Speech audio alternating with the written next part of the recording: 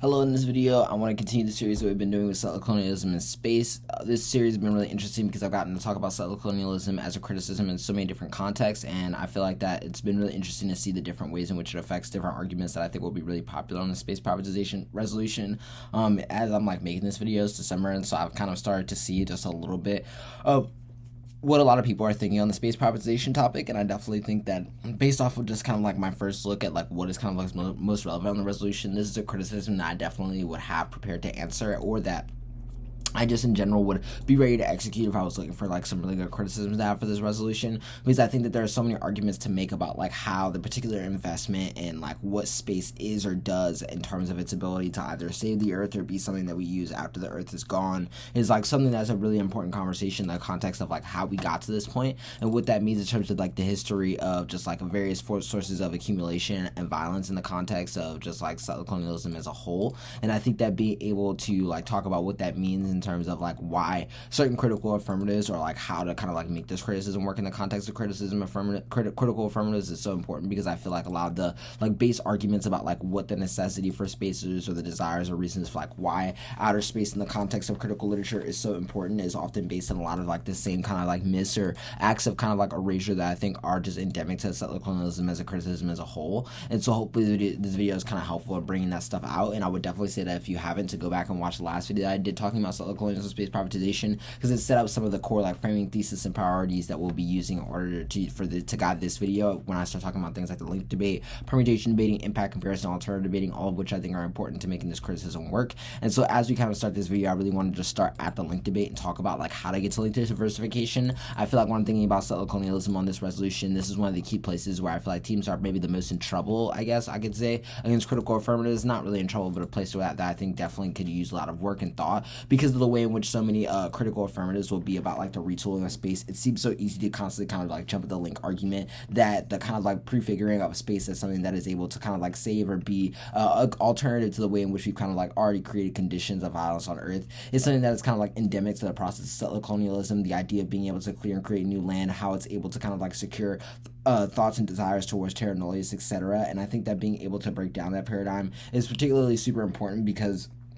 when you're able to think about what links arguments you should make out of it, even if they're kind of still diversifying themselves from this original link argument, I do think it operates as a really strong basis for you to make a bunch of arguments about why they're kind of reinvestment in terms of how we shape subject formation or other types of concerns in the face of that kind of produce the same forms of violence that you're kind of critiquing, which I think is super important. And I think that when you're trying to figure out what types of link arguments are most common, I feel a lot of the arguments that will be used in terms of the space privatization resolution are arguments about how different alternative agencies or different ways of thinking about subject formation are able to check the idea of private space development. This is for instance all the alternative ways that people have been thinking about ways to uptake communism, arguments about Afrofuturism, etc. And I feel the thing that a lot of these arguments have in common outside of this kind of clearing basis is that the idea is also that there has to be some shift in the way in which we relate to the paradigm of the human, because the idea of just how we're able to think about what is endowed to the human subject takes on a different set of questions when we think about what changes when we kind of move to space or think about space as an alternate kind of place of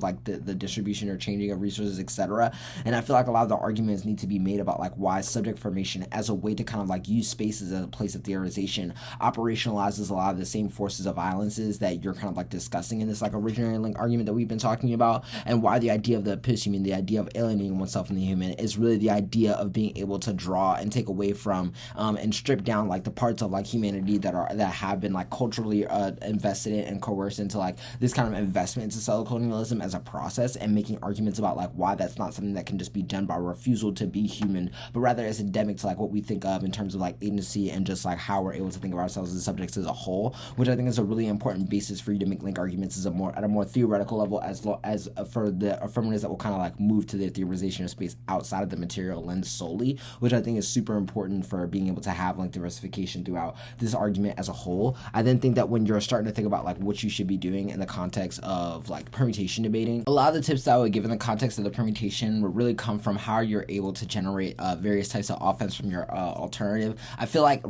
anti-futurism alternatives, arguments about like refusal, etc., and really strong stances against like some of just like the normative kind of like ethos of the resolution is really important for you to be able to like hold like a strong ground against like this type of argumentation as a whole. I feel like so many types of affirmatives will try to like scope themselves to being able to respond to the link arguments by saying that if they're able to kind of like separate their version of futurism from the idea of being able to clear land or settle on new land, then there are ways in which they can get access to like questions of the permutation and make the debate like a lot more vague and easier for the judge to kind of like route on that question. And so I feel like in order for you to kind of like counter and make like good responses to it, you need to like be invested in terms of being able to make really hardline stances in the context of your alternatives so that you can generate a lot of really unique dissets that are based in being able to win like some like stringence of like the impacts that are like really clear in the link arguments, and the way that those things kind of like apply to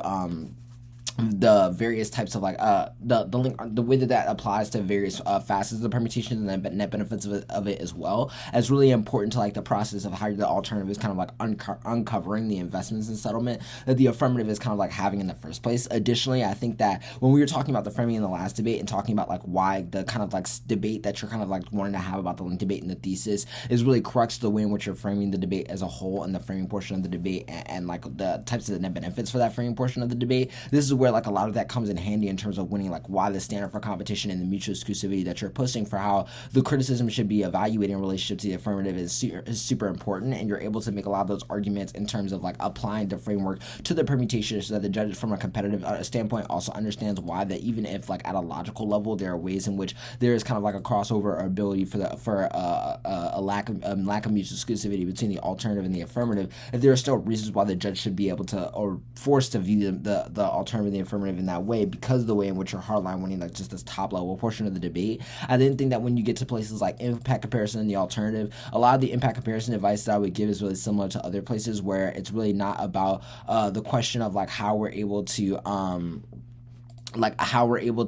think about just the idea of like for instance like whether or not like settler colonialism is like the root of all violence and whether or not it's like the most important impact, but just a question of whether or not you're able to win that the way in which they're able to instantiate futurism doesn't reinstantiate settlerism, and why that outweighs all of the liberatory potential from the affirmative, and thus like creates a lot of opportunities for you to make really interesting like turns case arguments and stuff like that don't allow them to really access like clear points of solvency.